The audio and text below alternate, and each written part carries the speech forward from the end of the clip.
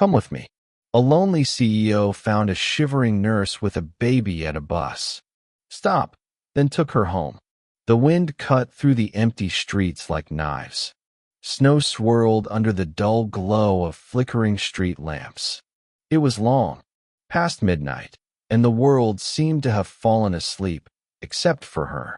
Emily stood alone at the bus stop, her bare feet pressed against the frozen concrete. The bitter cold gnawed at her skin, turning her pale toes a deep shade of red, nearly purple. Her arms were wrapped tightly around a newborn baby, swaddled in a worn-out, thin bundle of cloth. The infant's lips were turning blue. She shivered uncontrollably, her breath coming in quick, uneven gasps. Her blonde hair clung to her cheeks, damp with melting snow and tears. One of her shoes was lying useless beside her. The sole had ripped off completely just minutes after she stepped out of the hospital. The other shoe barely clung to her foot. Both were soaked through. She had worked a 16-hour shift, too. Back-to-back shifts she had taken, hoping to make a little extra money, but even that wasn't enough.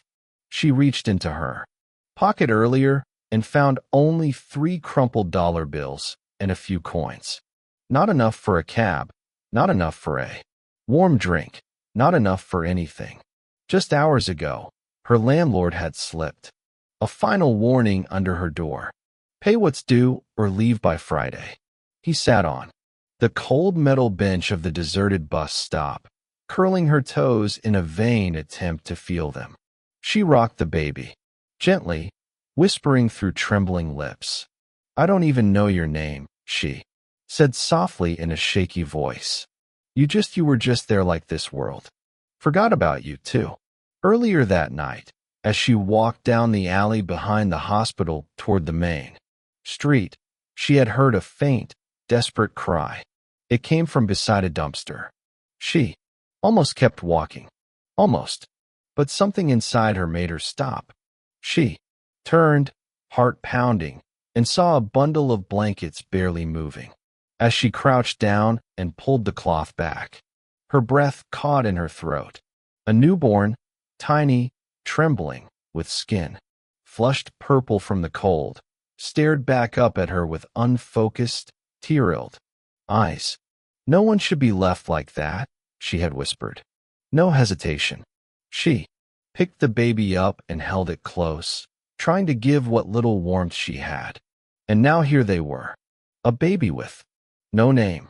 A nurse with nowhere to go. She looked around the empty street. No cars. No people. No signs of life. The last bus had gone hours ago.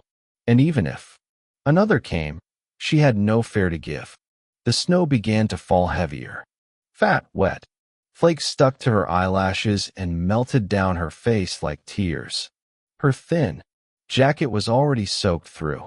She removed it slowly, carefully, and wrapped it around the baby. Stay with me, she whispered, pressing the child to her chest. Just stay with me, okay? The baby whimpered, then fell silent. She began to cry. Quiet, hopeless sobs, muffled by the storm. The kind of crying that came not from fear, but from sheer exhaustion, from the weight of too many days without rest, too many nights without hope. Her eyes drifted up to the street lamp above her. The light flickered once, twice, then held steady, casting a dull golden glow across the snow-covered sidewalk. She stared down at the baby, her voice barely audible. Now, how am I supposed to take care of you when I can't even take care of myself? She pulled the baby closer, rocking gently, slowly, like a lullaby in the silence of the storm.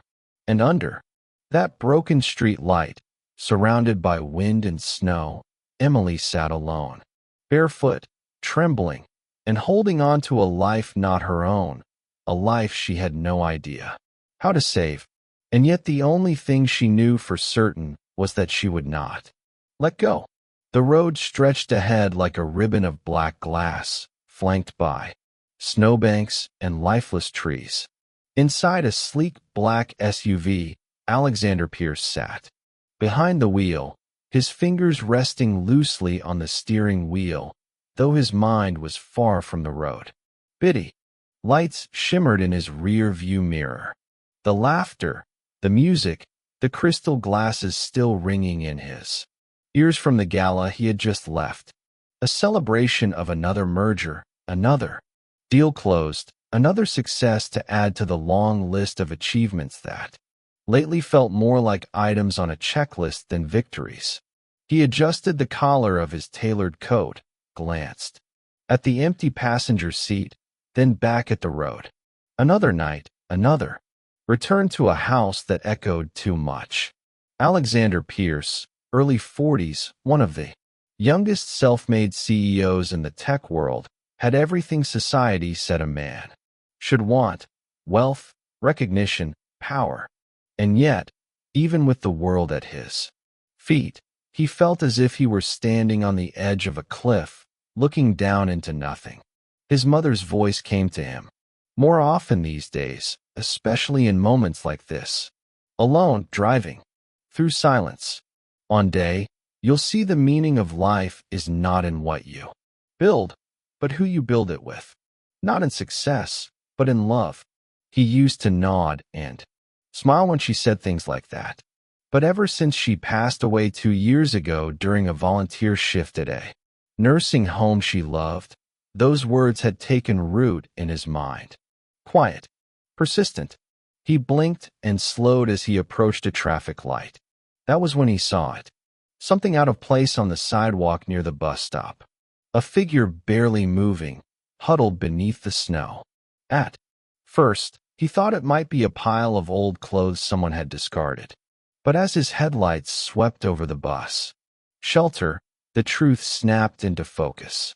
A woman, young, barefoot, holding a baby. His heart skipped. The tires screeched as he slammed the brakes. The SUV skidded slightly before coming to a stop. He stared, frozen for a moment. The baby was pressed tightly against the woman's chest. Her arms were trembling. Her hair was matted with snow. Her feet, completely bare, were curled under her. On the icy bench, the street light above her flickered. He threw open his door. Without thinking, the wind slapping cold across his face as he ran toward her.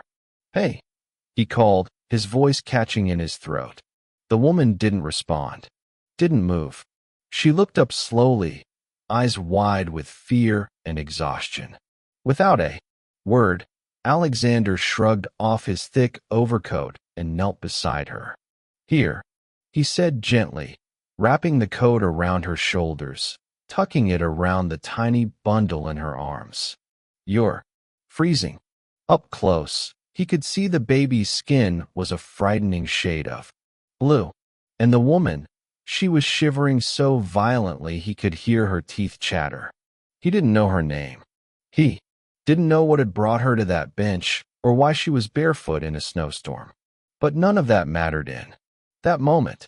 All he saw was someone who should not have been alone. And without knowing it yet, he had just made a decision that would change all three of their lives forever. Emily flinched as the man approached, her arms instinctively tightening around the baby, her body curled inward, shielding the child from the unknown.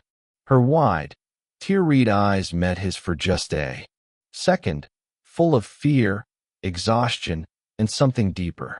The silent desperation of someone who had run out of options. Alexander stopped a few feet away, raising his hand slowly, gently, as if approaching a wounded animal. "You're cold," he said softly, his voice steady but kind. "Why are you sitting here?" Emily hesitated, lips trembling. Her throat was dry, raw from the wind. She opened her mouth, then closed it again, unsure whether to trust him.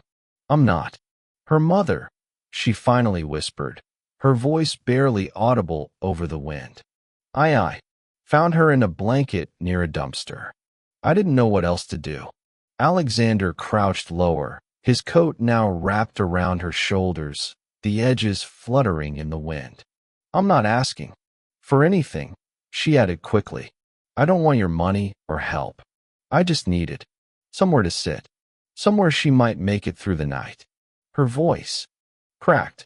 I thought maybe I could keep her warm long enough for someone to come. That's all.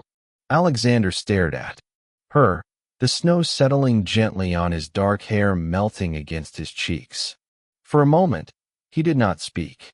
He looked at the baby, then back at the girl in front of him, the dirt on her face, the raw skin on her bare feet, the way her body shook, not just from cold, but from holding too much alone.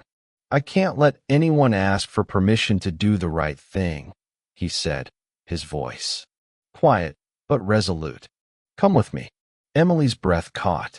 What is it? She asked, startled. I said come with me, he repeated. Let me get you both somewhere warm, somewhere safe. She shook her head, more from instinct than resistance. You don't even know me. I don't have to. His hand reached out. Open. He did not force it, did not demand. He simply waited. For a long moment, neither of them moved. Snow drifted down, between them in slow, heavy flakes. The street remained silent. The city oblivious to what was happening at the edge of a forgotten sidewalk. Emily looked at his hand, then at the baby, whose tiny face was now nearly still against her chest, and back into his eyes. She saw no pity there, no judgment, just humanity. And something inside her, something long, buried beneath layers of disappointment, fear, and loneliness, leaned forward, like a flame trembling toward warmth. She nodded, without another word. Alexander leaned in and lifted both her and the baby into his arms. He was careful, cradling them as if they were something fragile, something sacred. Emily gasped slightly at the sudden warmth, the strength of his embrace, the absurdity of it all. He carried them to the SUV and gently placed her in the back seat where the heat was already pouring from the vents. He wrapped another blanket around her legs and adjusted the car's thermostat. The baby stirred weakly in her arms, letting out a soft, pitiful cry. Emily brushed the infant's forehead and leaned back, her head resting against the seat. For the first time in hours, maybe days, she allowed herself to exhale. Then the tears came. Silent, unstoppable tears that rolled down her cheeks as the heat finally reached her bones. She did not sob. She did not speak, but her body shook with release like a balloon that had been stretched too tightly, now gently deflating in the safety of stillness. Alexander glanced at her in the rearview mirror. You're safe now, he said quietly. Both of you. She did not answer. She just nodded again, holding the baby closer as the snow outside fell harder and the SUV rolled forward into the night. The whole time she kept moving. The SUV pulled through the iron gates of a grand estate nestled at the edge of the city. Towering trees lined the long driveway, their branches heavy with snow, bowing gently in the cold night air. At the end of the path stood a sprawling stone mansion, beautiful, regal, and silent. Emily blinked through the window, unsure if she was dreaming. The warmth of the car had lulled the baby into a fragile sleep in her arms. She held her breath as if afraid that speaking might break whatever strange spell had settled over the night. Alexander stepped out and circled the car. He opened the door with quiet care. You can come inside, he said gently. She hesitated, clutching the baby tighter. It's just for the night, he added. You both need rest, that's all. Still unsure, still trembling, she nodded and let him help her out. Her bare feet met the cold stone of the walkway for only a second before he swept her into his arms again, carrying her up the steps. The front doors opened. Before they reached them, a tall older man in a dark suit, his posture perfect, his expression unreadable, stood waiting. Good evening, Mr. Pierce, the man said calmly, his eyes flicking with curiosity to the young woman in his arms. "This is Emily," Alexander said, not pausing. "She and the baby need a warm room. Call Dr. Hanley. Have him come right away." "Right away, sir." The inside of the house was immaculate. Marble floors stretched beneath vate ceilings, and modern art adorned the walls. Everything was polished, pristine and cold. No photographs, no toys, no signs of life. Emily's gaze darted around as he carried her down a hallway. She felt small in the vastness of the house, like she did not belong. He brought her into a guest room, warm, softly lit, with a fireplace already crackling to life. The bed was made with fresh linen, and a rocking chair had been placed beside it, as if the house had somehow known what she would need. Alexander sat her down gently. She looked up at him, unsure of what to say. He offered a reassuring smile. "The doctor will be here soon. There's food on the way and warm socks if you want them." Emily lowered her eyes. "Why are you doing this?" Alexander didn't answer right away. Instead, he stepped back, hands in his pockets, and watched her settle into the chair with the baby. The firelight cast shadows on her face, young but weathered by life, and the way she cradled the child as if the baby were her own heart. He felt something stir in his chest, something old and long buried. He remembered another room, a hospital room years ago. His mother, pale and smiling, sitting in a worn chair, helping an old woman eat soup from a cup. "She has no family," she had whispered to him. "So for tonight, I'll be hers." That had been the last week of her life. A sudden collapse, undiagnosed. Heart failure. She had died doing the thing she loved most, serving others. Quietly, gently. Alexander hadn't cried at her funeral.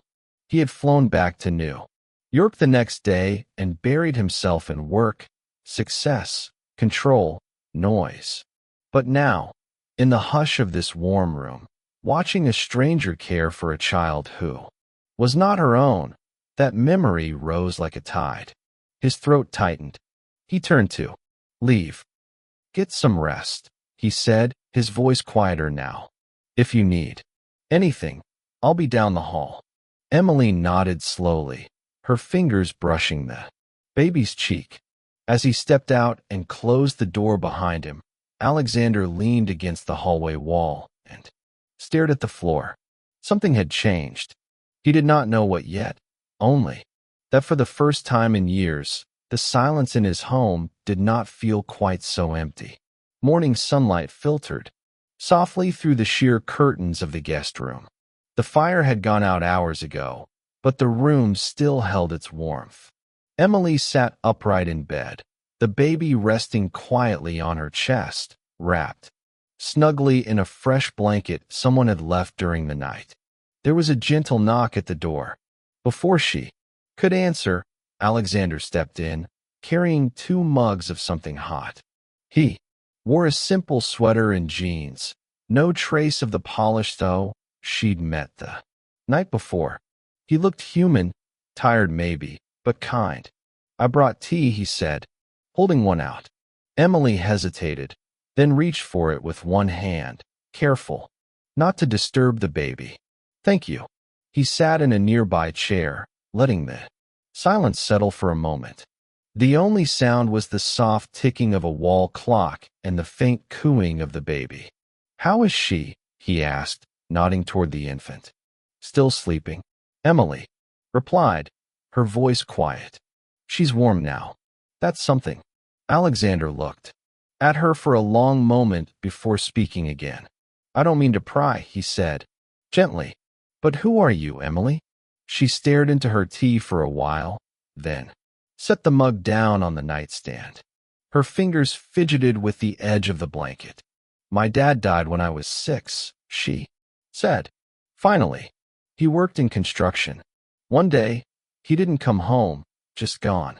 My mom did everything she could, but we were always one step away from losing everything."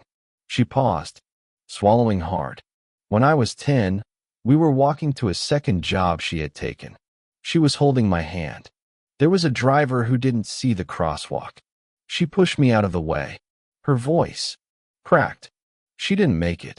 Alexander said nothing. He knew the kind of silence grief demanded. I bounced around between relatives for a while, she continued. None of them really wanted me. I learned to keep quiet, to be helpful, to not take up space. She gave a small, humorless laugh. I got into a good high school on scholarship, then a state college. I worked nights cleaning offices. I studied in the janitor's closet. Anything to stay in. School. I knew I wanted to be a nurse. Why nursing? He asked softly. Her eyes met his, and for the first time there was a flicker of something steady in them. Because when I was 11, I broke my arm in a foster home. The woman who took me to the hospital didn't stay, but there was a nurse who did. She sat with me the whole time. She braided my hair while we waited. She told me I mattered. She smiled faintly. I don't remember her name, but I never forgot what it felt like. Alexander looked down, his hands resting on his knees. He could feel that old ache again, his mother's face, her voice, her hands folded over a chart at the nursing home, always looking for someone who had no one else. I thought, if I could be that person for someone else, Emily said, maybe all of it would be worth something. He looked up. What about now? He asked. Your work? Her expression dimmed. Lately it's been harder. Budget cuts, shorter shifts, lower pay. I took every extra hour I could. I still couldn't make rent. My landlord gave me until Friday. Alexander felt something twist in his chest. I didn't have a plan last night, she admitted. I just heard that baby cry and I couldn't walk away. Then she looked at him, her voice steady now. I don't have money or family or even a real home, but I do have a heart that can't ignore a child left in the cold. That's all I have. Alexander's throat tightened. He leaned forward, his voice barely above a whisper. You have more than you think. Emily blinked. You have courage, he said, and that is rare. The days that followed unfolded like pages in a quiet, unfamiliar book. Gentle, uncertain, but deeply human. Emily and the baby remained at the mansion, tucked into its quiet corners like sunlight that had never touched certain rooms before. Though she told herself every morning that this was temporary, each hour stretched longer than the last, held together by simple gestures and a growing sense of safety. Alexander never once asked her to leave. Instead, he appeared at breakfast with a warm smile and a grocery bag filled with infant formula and tiny pink socks. One afternoon, she caught him in the nursery newly set up overnight, struggling to fasten a diaper onto a teddy bear with a furrowed brow and an instruction booklet spread across the floor. He looked up slightly embarrassed and said, I thought I should start practicing. Emily laughed, really laughed. For the first time in what felt like years, they began to share meals in the kitchen rather than dining separately. At first, it was awkward. She was too polite, too cautious, unsure where the invisible lines of class and circumstance were drawn, but Alexander erased them slowly. Subtly, he asked her questions about nursing, about the baby, about what she used to dream of before life got in the way. And when she asked him things in return, she saw something shift in him too. Walls softening, a quiet loneliness surfacing. One evening, as the wind howled against the windows and snow painted the glass, Emily stood in the kitchen, sleeves rolled up, teaching him how to make chicken soup from scratch. You've never chopped an onion before? She teased, watching him blink through watery eyes. Not without a personal chef standing between me and a knife, he admitted. She giggled and reached to guide his hand, and for a moment, their fingers touched. He didn't pull away. By the time the soup was simmering, They were seated at the island, laughing about the flower he had accidentally spilled on himself, the baby asleep in a bassinet nearby. And just like that, it began. Not in grand gestures, but in small, unnoticed moments. The kind that don't announce themselves, but leave echoes long after. But it was not all laughter. One night, the baby woke screaming. Emily shot up from the couch, her heart pounding, rushing to the nursery. She found the child burning with fever, her little body limp and clammy. "Oh no," she whispered, voice breaking. "She's burning up." Alexander appeared behind her, already dialing a number on his phone. "I'll have Dr. Henley here in 20 minutes. "No," she said quickly. "We can't wait. I need to take her in now." He didn't hesitate. He grabbed the baby bag from the corner, wrapped the infant in layers, and turned to her. "Coat, shoes. Let's go." The ride to the hospital was a blur of red lights and silent prayers. Emily held the baby tightly in the back seat, whispering soothing words through clenched teeth. At the ER, the doctors took the baby in immediately. Emily stood outside the glass doors, arms wrapped around herself, staring into the space where the child had disappeared. Alexander stood beside her. "She's strong," he said gently. "She'll be okay. I should have noticed sooner." Emily choked. "What kind of nurse doesn't catch a fever?" "You caught it," he said firmly. "You acted. You protected her." She turned toward him, eyes brimming. "I can't do this alone," she whispered. "You're not alone." He reached for her hand. She looked at him, searching, afraid to hope, but not quite able to stop herself. Alexander squeezed her fingers gently. "We're in this together. Now." The rumors started quietly, just whispers at first. A few blurry photos leaked online. A grainy image of Alexander Pierce at a pediatric clinic. A shot of a young woman with blonde hair entering his estate. Baby in her arms. Then came the headlines. Billionaire CEO playing house with unknown nurse. Mystery woman and abandoned baby. The secret life of Alexander Pierce. The internet erupted. Some called it a touching love story, others a scandal. And the board of Pierce was not amused. At the next quarterly meeting, the tone was sharp and clinical. A few of the older board members refused to even look Alexander in the eye. Others leaned forward, hands folded, faces blank. "We've reviewed the coverage," one said stiffly. "It's not good for our brand." Alexander sat silently at the head of the table. "You're entitled to your personal life," another board member offered. But aligning the company's name with a woman of uncertain background and a child with no legal ties to you. "She's not a scandal," Alexander interrupted. "Voice even she's a nurse and she saved that child." "Yes," someone said, "but perception is everything. Investors are already calling." Then came the words he had expected, but not the sting they carried. "If you do not create clear distance from this situation, we will recommend a vote to remove you as CEO and reallocate majority control." Just like that, a lifetime of work, reputation, success, legacy on the line. Emily had not meant to listen. She had come into the hallway only to return a baby blanket she had just folded. The door was open a crack, the voices raised and urgent. She didn't hear everything, but she heard enough. Enough to know that she was a liability. Enough to know that the life Alexander had built, the empire he stood on, could crumble beneath him because of her. That night, after putting the baby to sleep, Emily packed her small bag in silence. She left no trace of anger, only a note on the kitchen counter, her handwriting small and steady despite the tears that blurred her eyes. "Alexander, you gave me, and this baby more than anyone else ever has. A roof, warmth, a chance to believe. Again, but I can't be the reason you lose everything. You belong to a world that I was never meant to be part of.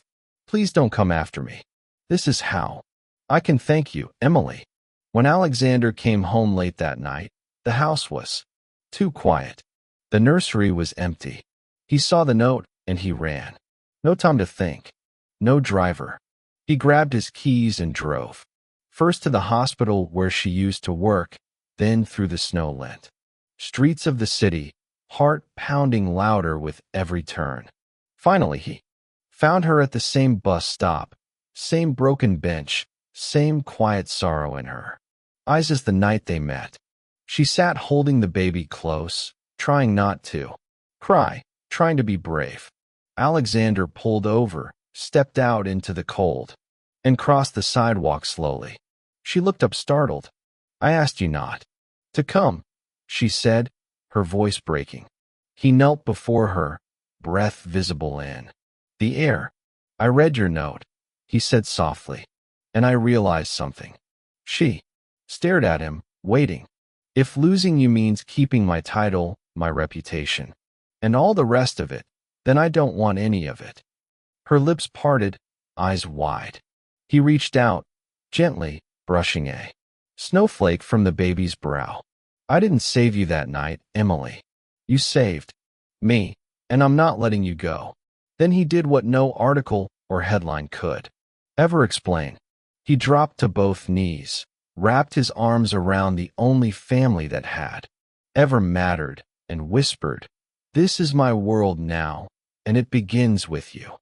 1 year later, the snow still came, soft and gentle, like a familiar friend. But this time, it was not a night of loneliness or fear. It was a day of love. In the garden behind the stone mansion, beneath twinkling fairy lights strung between bare tree branches, a small gathering stood in hushed joy.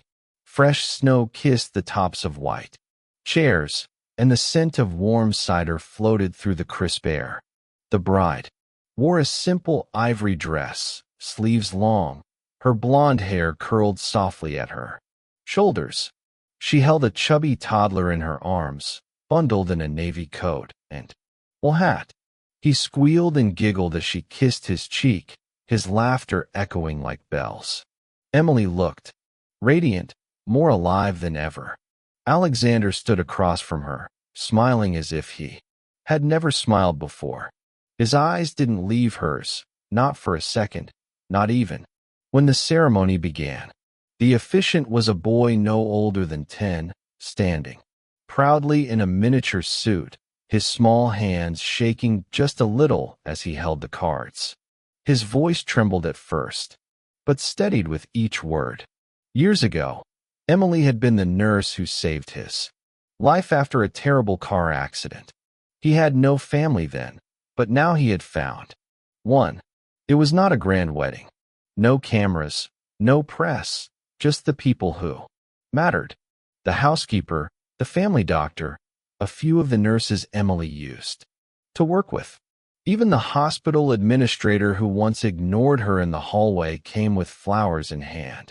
They watched two people exchange vows, not as a CEO and a nurse, but simply as two souls who had chosen each other. Through snow and struggle, through judgment and sacrifice, they had arrived here together.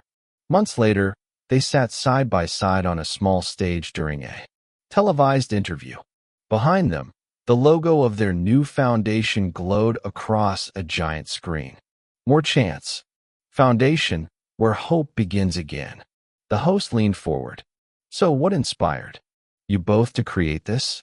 Alexander turned to Emily, silently, inviting her to answer. She smiled gently, her eyes soft. Because sometimes the second chance someone needs isn't for themselves, she said. It's the one they give, she paused. To a child left in the cold, to a stranger, to a life that was never supposed to matter until someone said it did. The foundation became a lifeline for women who had been forgotten. Single mothers, abandoned babies, struggling families on the edge of giving up. Every week, letters arrived at the mansion. Stories of survival, of hope restored. of women who saw Emily's story and believed again. She didn't ask to be a hero. She only ever wanted to help. And now she did. Every day, the sun dipped, low in the sky, painting the snow in golden light. In the backyard of the mansion, Alexander stood holding the toddler in his arms. Emily joined them, wrapping her arms around both. The wind was soft. The trees whispered. Behind them stood a tall wooden sign carved, with care, a more chance foundation where hope begins again. Emily leaned into Alexander's side, her head resting on his shoulder. He looked at her, voice hushed. You didn't just save that baby. He kissed her forehead. You saved me, too. The camera pulled back slowly. 3 figures in the snow, bathed in golden light. No longer strangers, no longer broken, just a family. Sometimes life places the most unlikely people in our path, not to test us, but to teach us that love, kindness, and second chances can bloom even on the coldest nights. If this story touched your heart, reminded you of the power of compassion, or simply gave you hope, don't forget to subscribe to Soul-Stirring Stories for more heartwarming tales like this. And if you believe in stories that heal and inspire, tap that hype button to support our journey in bringing light to the world, one soul-stirring story at a time. Until next time, stay kind and never underestimate the power of one more chance.